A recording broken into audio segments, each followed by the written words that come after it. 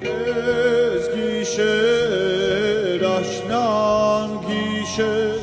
şağniçel zgetin şer arnosad naşun xavke kedyaliz kuner mater in yaroshka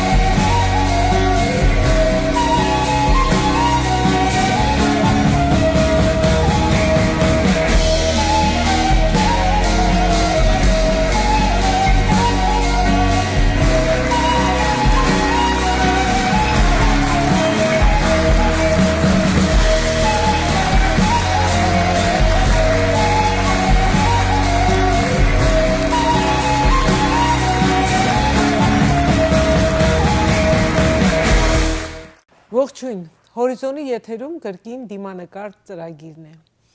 Ես այսօր սիրով ուզում եմ ներկայացնել ձեզ իմ դիմանկարի հյուրին, որը մեզ մոտ է ժամանել Պորտուգալիայից։ Պորտուգալիայի սիմֆոնիկ նվագախմբի մենակատար, Հայրիկ Մուրադյան հասարակական կազմակերպության նախագահ,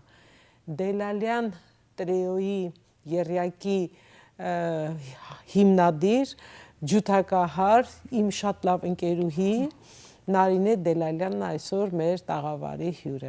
Ողջույն Նարինե ջան։ Ողջույն, ինչպես ես։ Հրաշալի։ Դե ասա, ինչպես դիմավորես քեզ Լոս Անջելեսը։ Լոս Անջելեսը ինձ արդեն որորդ անգամ հրաշալի է դիմավորում եւ հենց սկզբից օդանավակայանից, երբ որ ես արդեն վայրեջք կատարեցի, սկսվեց իմ արկածները եւ դու զգում ես, որ թեպետ օտար հողի վրա ես, բայց այնքան հայություն կա, այնքան ջերմություն կա, որ ամեն պահին այսպես ցնցող ինչ որ տպավորություն է թողնում։ Ես իջա օդանավակայանում, զանգահարեցի մայրիկից եւ հայերեն խոսելով, ասեցի, որ արդեն տեղ եմ հասել եւ անմիջապես մոտեցա տեղեկատվական այդ կետին, որպեսզի հարցնեմ ինչպես պիտի Could you help me please? Ինքը ասեց, այո, իհարկե, գնացեք, կարիք չկա այո, ես հասկացա, որ շատ լավ մերոնք այստեղ են։ Դե այդ պատճառով էլ չեն կարողանում լիարժեք անգլերեն սովորել, որովհետև ամեն քայլափոխին հայ է, եւ քո ուժերը չես գործադրում, որ անգլերեն նախադասություններ կազմես, ասես, բնականաբար քեզ համար հեշտ է արագ շուռ ես գալիս եւ սկսում ես հայերեն խոսել։ Լավ, Նարինե ջան, ես ուզում եմ մեր Լոս Անջելեսա բնակ հայ համայնքին ծանոթացնել քեզ հետ։ Նրանք ովքեր գիտեն, քո ընկերներ, ընկերուհիներ, հարազատները գիտեն, բայց մեր հեռուստա հաղորդումը ավելի լայն շրջանակների է, դրա համար ուզում եմ անպայման ծանոթացնել քեզ հետ։ Երաժշտական ընտանիքում ծնված, շատ ճանաչված կոմպոզիտոր Հարություն Դելալյանի աղջիկն եք, որ դարձել եք ջութակահար։ Այնց հետաքրքիր է, դու ընտրեցիր ջութակը, թե ջութակը ընտրեց քեզ, դա ում որոշումներ, ում ցանկություններ։ Ինձ թվում է երկու դեպքում էլ ճիշտ է ասել, որովհետև նախ ուրեմն այն մթնոլորտը, որտեղ որ ես մեծանում էի, շատ երաժշտական էր եւ բնականաբար այդ ազդեցությունը, որը ես ամեն օր, այսինքն այդ նույն մթնոլորտում երաժշտական զրույցները, խոսակցությունները, քույրս արդեն երաժշտական դպրոցում էր, այո, եւ ես հաճախ իր դասերին էլ էի ներկա լինում, կարծում եմ այս ամենը երևի հիմք դարձավ իմ մեջ, հիմք դրեց այն սիրով, որը ես մինչև այսօր իհարկե որևէ պահ չեմ փոշմանել կամ հետ նայել երբեք չես մտածել ուրիշ մասնագիտություն կարող էիր ընտրել Նարինե ջան, այնքան հետաքրքիր բաներ կան այս կյանքում ընդհանրապես եւ միշտ կարելի է ասել, որ այո, ես կցանկանայի սա, բայց կարծում եմ, որ երաժշտությունը այն միջոցն է եղել գոնե ինձ համար, որ ես այն ամենը ինչ արել եմ, շատ ինձ երջանիկ եմ զգացել եւ զգում այն ամենը ինչ որ ցանկացել եմ արտահայտվել է երաժշտության միջոցով, որը նույնպես դա իմ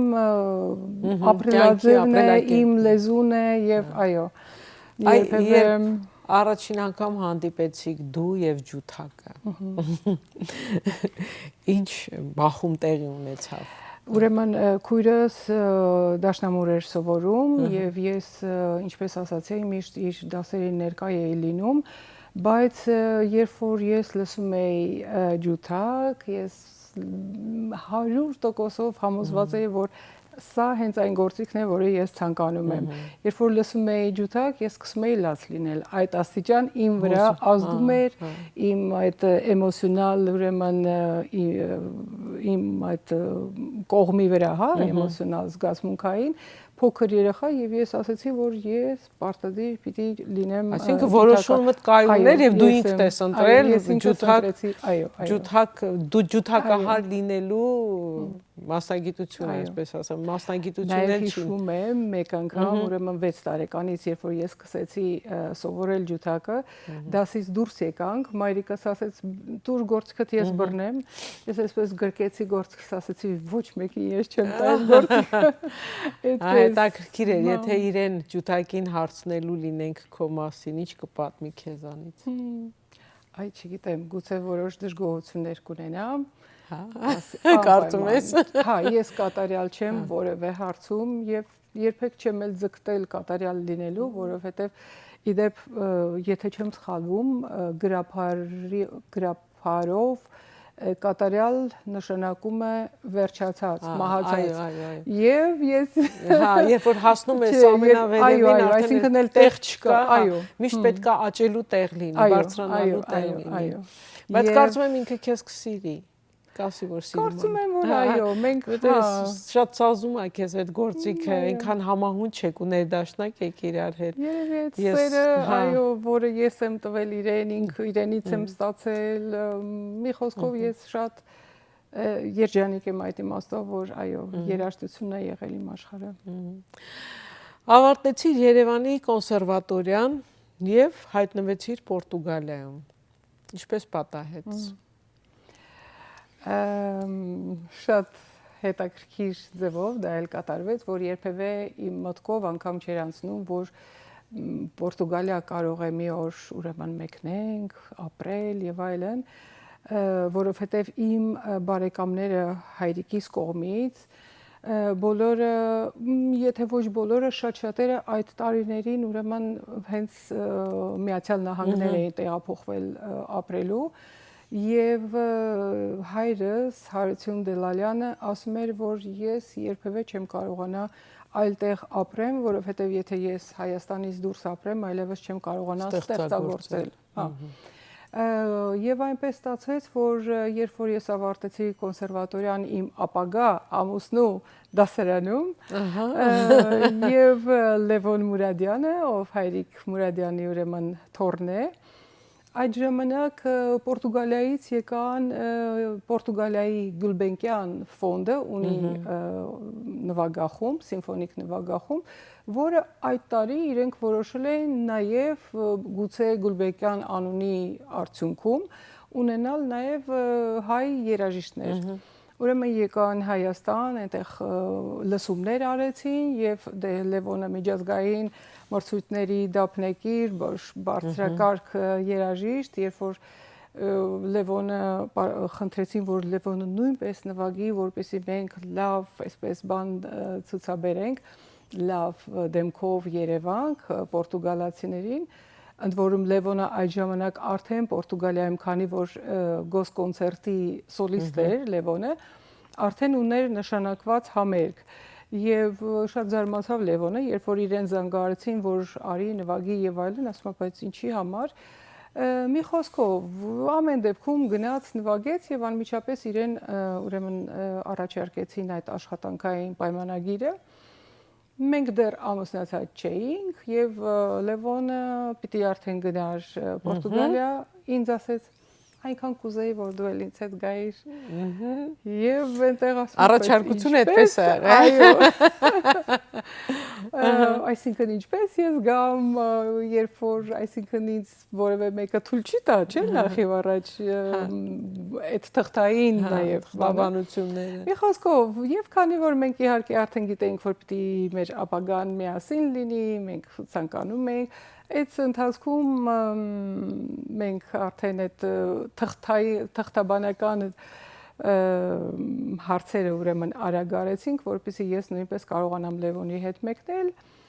Եվ այդպես մենք մեկնեցինք Պորտուգալիա, կարծում էինք ընդամենը 1 տարով,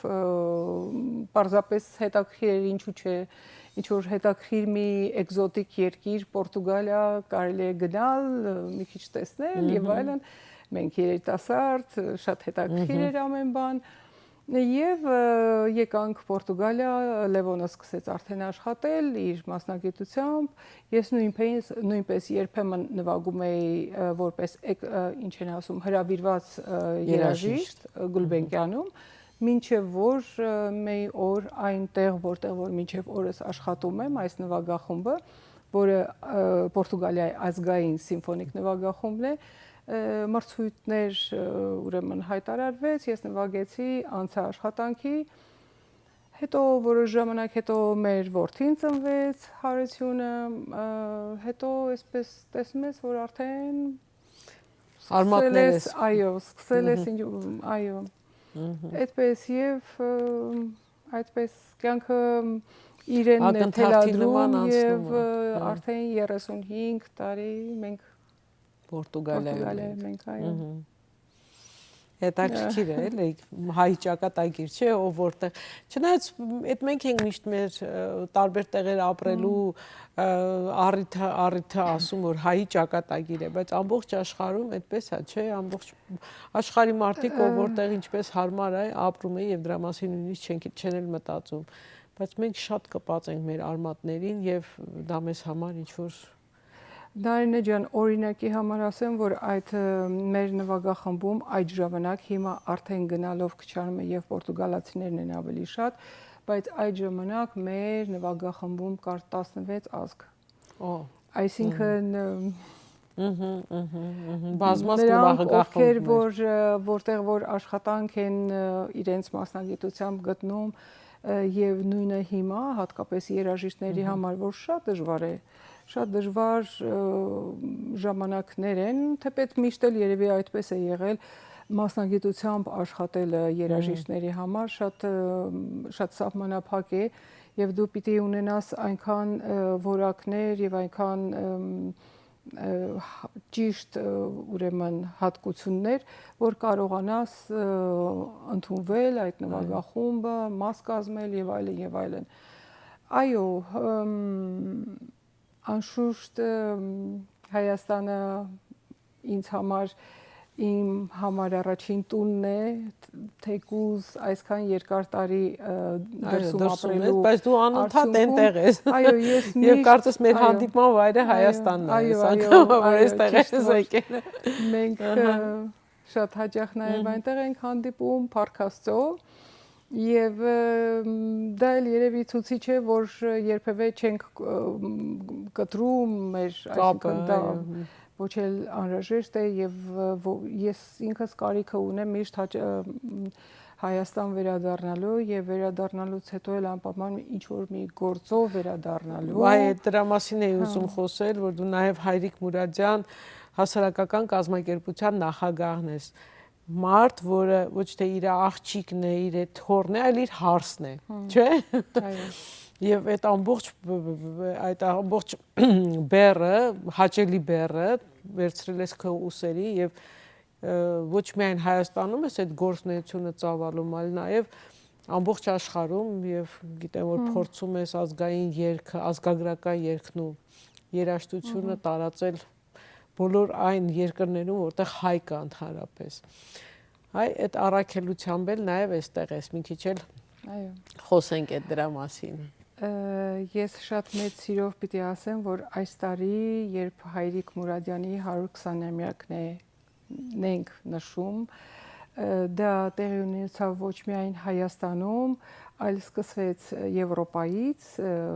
Ժնևում, մայիսին, ճիշտ Հայրիկի ծննդյան օրը, մայիսի 3-ին, Ժնևում 200-ից ավելի երիտասարդներ էին հավաքվել ամենատարբեր քաղաքներից եվրոպական, որոնք արդեն կազմավորված խմբեր են երգի, պարի եւ Ժնևի շվեյցարական հայ ինչպես է կոչվում հայերի ընկերությունը իր հանձնարավ այս երիտասարդներին ուրեմն հավաքել եւ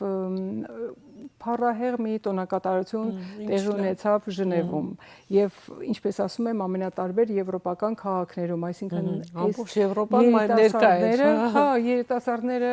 կան եվրոպական շատ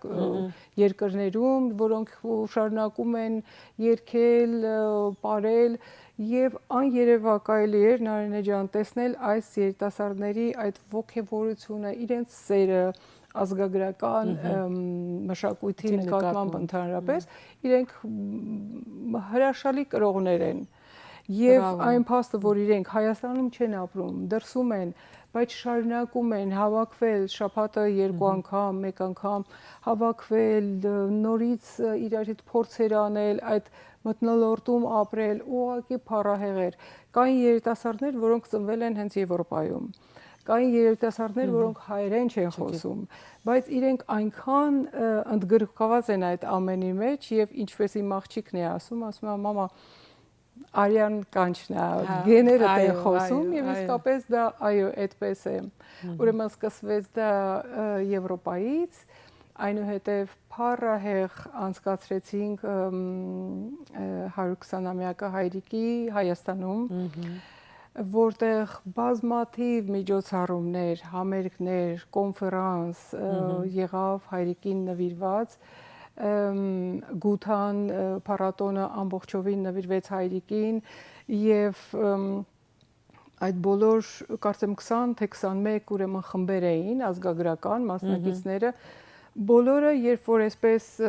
հետս գնում գալիս են բոլորը Հայրիկի աշակերտներն են բոլորը եթե ոչ Հայրիկի այլ Հայրիկի աշակերտը այո եւ այն ջրի կաթիլի ինչպես հա ասենք թե մի քարն է տես ծովի վրա ոնց է այդ բաներ տալիս չէ այդ ճիշտ նույնը այդ օղակները գնալով տարածվելով մեծանալով այո ճիշտ այդ պատկերն էր որ այդ մեկ մարդը ինչպես է կարողացել ընդհանրապես մեր կյանքը եւ հազարավոր երիտասարդների ուրեմն կյանքը այսօր այդ ուղղությամբ տանելու բրավո Այնուհետև ուրեմն ես կազմակերպեցի շատ հետաքրքիր մի համերգ օպերային թատրոնում եւ ես որոշեցի մի քիչ այլ ձևով անել այս տարվա համերգը եւ հետեւելով մեր երիտասարդների այն այսպես մի տենդենս կա որ այս Հայրիկի երգերը մշակումներ են անում ջազային ռոք կամ դասական երաժշտության մեջ մտնում են այս երգերը հա էստրադային հա ես այս բոլորը միացրեցի ֆոլք այսինքն ազգագրական խմբերի կողքին ակունքը Կարինը նաև Գյուրջիևը նրանց կողքին նաև ունեինք ուրեմն ռոք խումբ Կաթիլը այնուհետև Նորայր Քարտաշյանը իր մենուա խմբի հետ փոքրիկ երգիչները Տիգրան Հեկիկյանի արտակարգ այս փոքրիկները ինչպես երգեցին Հայրիկի երգերը Հասմիկ Բաղդասարյանը Ժաննա Դավթյանը Գևորգ Դաբաղյանը, մի խոսքով էսպես հրաշալի աստղաբույր էր հավաքել, աստղաբույրից բացի նաև տարբեր իր ձևերով, կատարումների ոճերով, եւ նաև մեր ռեժիսորը Վահան Բադալյանը շատ գեղեցիկ անցումներով, շատ հետաքրքիր լուծումներով, մեկը մյուսին կապելով, այսպես շատ գեղեցիկ մի ուրեմն համերգ եղավ, համերգ ներկայացում եւ այնուհետեւ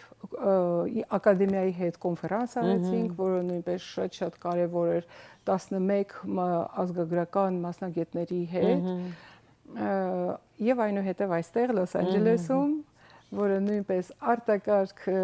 այո շատ հետաքրքիր ես ինքս ներկա էի եւ շատ զարմացա մեր այդ ազգային խմբերը նվագարանները որ եկել էին նույնիսկ օտարազգի մարդիկ օտարազգի երեխաներ մարդիկ նվագում էին մեր ազգային նվագարաններով շատ գեղեցիկ էր երևակայելի է որ մի տեսակ տոնակատարություն եղավ եւ ամենահետաքրքիրը վերջում այդ թղթերը որ բաժանեցին այդ երգը հա շատ հաճելի էր շատ լավ էին կազմակերպել այդ որտեղ UCLA ուրեմն երաժշտական բաժնի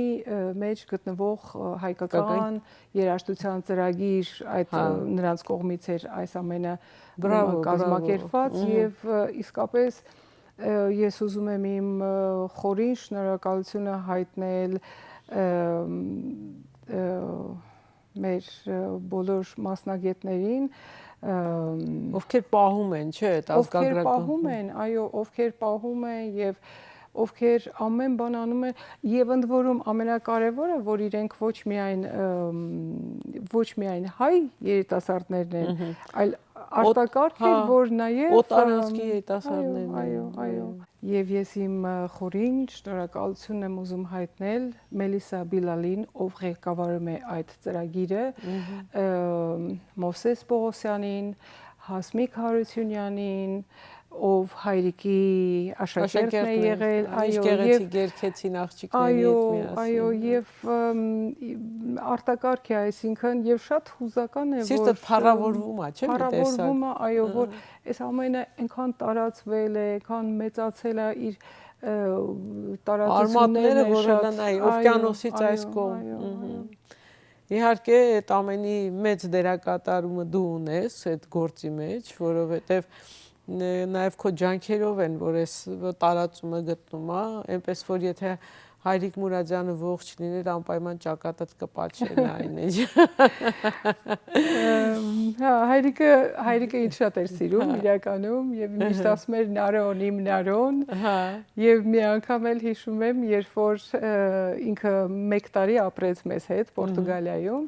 բայց հենց եկած օրը մեր արչև մի պայման դրեց, ասեց զավակներս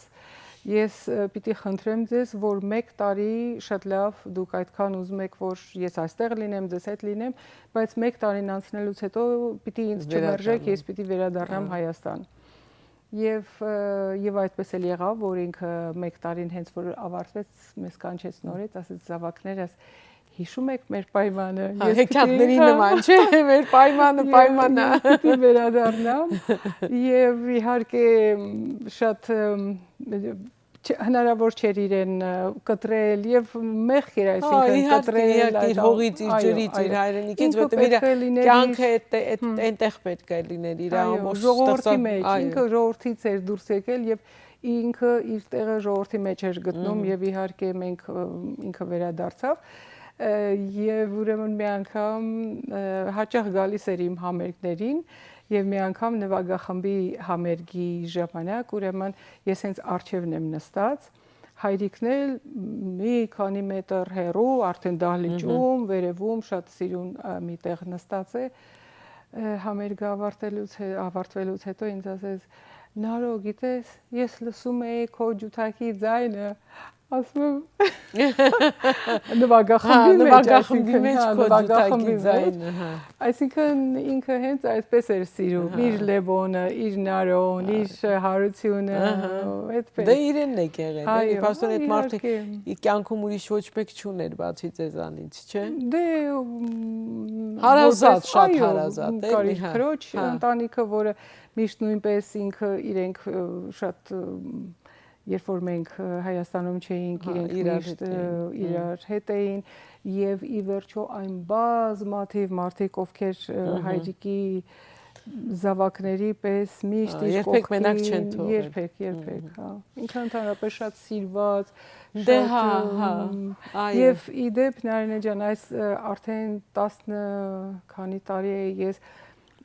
ղեկավարում եմ Հայրիկ Մուրադյան հասարակական կազմակերպությունը եւ ամեն անգամ, երբ որ ինչ-որ առիթով ես դիմում եմ պետական որևէ հիմնարկության եւ այլն, աներևակ այլ է այդ վերաբերմունքը Հայրիկ Մուրադյան, ուրեմն այո, անունը վերջ։ Ինքն իր կյանքը ճիշտ է ապրել։ Հետաքրքիր էր իհարկե, լավ, անցնենք քո երրորդ այդ կազմակերպած Դելալյան տրեոյին, հա, այնտեղ ովքեր եք, ինչ որտեղ եք նվագում, ինչ ռեպերտուար եք ընտրում, չէ, դա կարծես ավելի ձեր ընտանեկան երաժշտանոցն է, հա։ Ընտանեկան այդպես ստացվեց, բայց շատ, այսինքն պրոֆեսիոնալ խումբ է։ Բնականաբար, դուք բոլորը պրոֆեսիոնալ եք, որպես երաժիշտներ։ Մենք ես, քույրս Մարինա Դելալյանը, որը նույնպես Պորտուգալիայում է ապրում, եւ ամուսինս Լևոնը արդեն մեզ են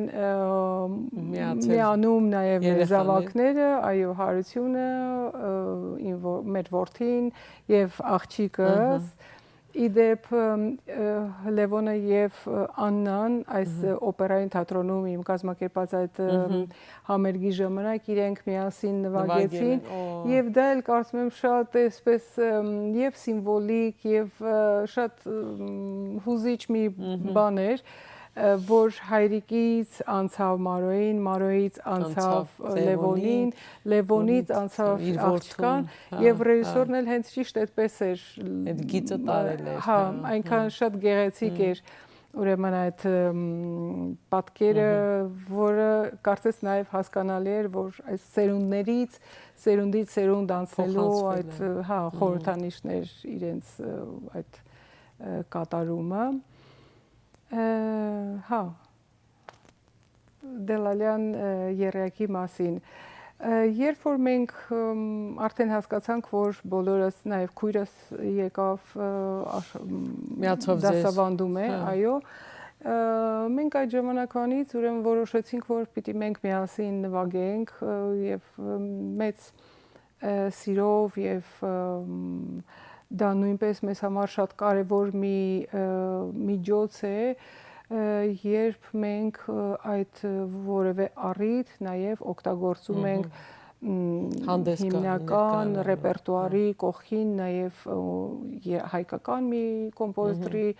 երաժշտության կատարման ինչ որ միջոց է որ մենք հնչեցնենք երաժշտությունը եւ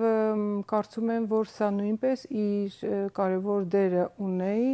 այն պորտուգալական հանդիսատեսին երաժշտական հայկական երաժշտությունը նաև ծանոթացնելու չէ որտեղ իհարկե մենք հանդես ենք գալիս Հայաստանի անունից եւ այդպես այսինքն հնարավորության դեպքում նաև այս առիթն ենք օգտագործում որպեսզի մեր մշակույթը հնարավորինս կարողանանք ավելի մարդկանց ներկայացնել եւ տարածել եւ ի դեպ շատ հետաքրքիր նաև հետադարձ ինչ որ բան է լինում իրենց հետաքրքրությունը հա շատ հարցեր են մեզ տալիս այս ով է այս կոմպոզիտորը որտեղ են ընդհանրապես հայկական երաժշտության մասին ի վերջո իրենց համար շատ հետաքրքիր հնչողություն ունի եւ յուրօրինակ կարծում եմ որ դա նույնպես շատ ամեն դեպքում տարածում է, էլի։ Այո, կարևոր մի առիթ է, որ մենք կարողանանք ի վերջո, եթե մենք այնտեղ ենք, դա գուցե նաև մեր ինչ որ մեր դերն է, որ այնտեղ կարողանանք նաև տարածել մեր այո, ոչինչ հենց պատահական չի լինում եւ հենց այնպես չի լինում, նոր որ խոսում եք երաժշտական այդ ձեր Դելալյան տրիոյի մասին, ես մի պահ աչքիս առաջ եկավ, եթե դուք ընտանիքում բոլորդ փորձ եք անում։ 4 երաժիշտ, իրար խանգարում եք, օգնում եք, վիճում եք, բարիշում եք, ոնց է տեղ ունեմ։ Ես պատկերացնում եմ 4 երաժիշտ տանը տարբեր գործիքների վրա փորձ են անում։ Այդ դեպքում պիտի միայն լինի այդ պրոֆեսիոնալ, պիտի դիտես ոչ թե իմ ամուսնինն է կամ իմ քույրն է կամ իմ զավակն է, այլ դու պիտի իրեն նայես որպես ինչ են ասում, աշխատող, քո գոլեգան պիտի լինի ինքը, այս դեպքում արդեն պիտի մոռանաս այդ ընտանիքը, այլապես իհարկե դժվար կլինի։ Այո։ Նարինե ջան, մայր, կին, երաժիշտ, զավակ, հələ տես ինչքան պաշտոններ ունես, շրջագայություններ, համերգներ, ինչպես ես հասցնում, կա մի բան, որ բաց ես թողում, մի կողմը տուժում է։ Շատ սիրով եմ հասցնում։ Չգիտեմ, փորձում եմ հնարավորինս որևէ մի կողմը բաց չթողնել մյուսի հաշվին, հա, բայց թերևս անհնար է, այսինքն ի վերջո օրը ունի 24 ժամ եւ չգիտեմ, ամեն դեպքում փորձում եմ ինչ որ անում եմ անել հնարավորինս լավ եւ միշտ լինել ամեն ինչի բանը կողքին, որպեսզի որևէ բան անշուշտ ի վերջո կարծում եմ որ որքան մենք շատ բան ենք վերցնում մեր վրա, շատ բան ենք կարողանում նաեւ վերադարձնել։ Երբ որ մի բան ես ունենում անելու, ասում ես լավ, հետո կանեմ, չէ, այդ բանը կա, հետո կանեմ, այդպես մնում եմ, բայց չէ, ժամանակը ափսոս է, եւ ես եւ հայրիկին եմ շնորհակալ, Հայրիկ Մուրադյանին, եւ իմ հորն եմ շնորհակալ, ասում եմ, որ այսպես ծանր ինձ բացի նրանից, որ ես անում եմ, ինձ sense այսպես լավ ծանրաբեռնել եք, որը ես շատ մեծ սիրով եմ անում, անշուշտ։ Եվ մեր ժամանակը բնականաբար իր տրամաբանական ավարտին է մոտենում, բայց ուզում եմ անպայման այս հարցով եզրափակենք։ Երջանիկ կին ես, ես երջանիկ մարդ ես, ինչքան քեզ ճանաչում եմ, որովհետև կայացել ես եւ ընտանիքում, եւ աշխատանքի մեջ, եւ միջավայրում, եւ ընկերներ, եւ աչքի հետ միշտ փայլում են։ Քեզ համար երջանկությունը տալու թե վերցնելու մեջ է, թե ստանալու մեջ է։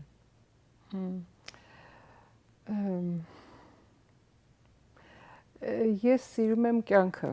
առաջին հերթին, ես շատ եմ սիրում կյանքը եւ իսկ կյանքը պիտի տաս, որ հետո ստանաս, այո։ Եվ ես չեմ մտածում, ես տալիս եմ, վերցնում եմ, նման բաներ չեմ մտածում, ես անում եմ այն, ինչ որ իմ սիրտը ինձ թելադրում է եւ գտնում եմ, որ դա ես պիտի անեմ եւ եթե պիտի անեմ, ուրեմն շատ սիրով եմ անում, իսկ սիրով անելու դեպքում երևի ինչ որ բան ստացվում է։ Անպայման, այն ինչի մեջ սեր կա, անպայման ինչ որ բան ստացվում է, այո։ Ես երջանիկ եմ արդեն։ Այո։ Ուրեմն ինչ որ բան նաև վերադարձավ ինձ։ Այդ մարդկանց այդ փայլուն աչքերը համերգներից հետո, երբ որ ես տեսնում եմ իրենց ժպիտը, այդ իրենց վիճակը, կարծես այդ ոգևորությունը, կարծես իրենք նույնպես մոռացել են ամեն բան եւ դու իրենց ինչ որ բան ես մի հատ հոգեվոր հնարավորություն լար ես ուղարկում, ինչ որ մի բանով, ինչ որ կարճ ժամանակով կտրել ես այն ամեն ինչ որ անհանգստացնում է, ինչ որ խնդիրներ են եւ այլն, այդ մարդկանց մոռացնել ես տալիս եւ դա երևի թե ամենամեծ երջանկությունն է հետո տեսնել իրենց այդ փայլուն աչքերը, երևի այսպես։ Այո։ շատ հարցեր ունեի քեզ պատրաստած, բայց ինչ անենք, արագ ասելանում ժամանակը։ Շնորհակալություն, որ հյուր էիր, անչափ ուրախ եմ, որ քեզ այստեղ տեսա, որովհետև այս տարի չէր ստացվել, որ մենք հանդիպեինք։ Հա, եւ ասեմ սիրելի հեռուստադիտողներ, կրկին անգամ հիշեցնեմ, որ իմ այսօրվա դիմանկարի հյուրն էր ջութակահար, բազմաթիվ տիտղոսների դափնեկիր Նարինե Դելալյանը, իսկ դուք ապրեք առողջ եւ երջանիկ, խաղաղ եղեք եւ Աստված թող մեր երկրին խաղաղություն տա։ Կհանդիպենք հաջորդ անգամ։